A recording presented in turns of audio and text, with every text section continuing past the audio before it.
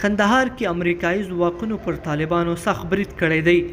د چې امریکایان څنګه مجبور شول چې په طالبانو بریدونه ترسره کړي په دغه ویډیو کې را سره وګورئ او چینل سبسکرایب کړئ. لیدونکو السلام علیکم، ستړي مه شئ.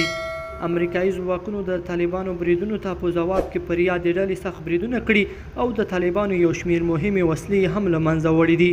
د امریکایي ځواکونو ویان ډګروال سونی لیګټ ویلي چې امریکایي ځواکونو تېره شپه د طالبانو پر هغو توغندیو برید کړی چې د کندهار پر هوایي ډګر د برید لپاره ځای پر ځای شوي وو.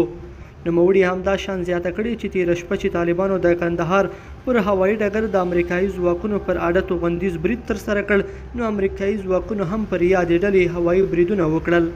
سره له دې چې د امریکا او طالبانو ترمنځ د دوحې په تړون کې یو شرط دا و چې طالبان به د بهرنیو سرتیرو پر وړاندې وسله نه پورته کوي. په یادې ډلې د دوحې تړون څخه څو ځله ښکاره سرغړونه کړې ده.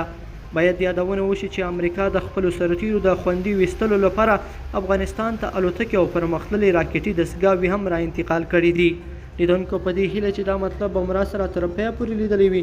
که مو دغه ویډیو خوښه شوې ویډیو لایک کړئ، د سره او چینل سبسکرایب کړئ. تر بیا ښه وخت.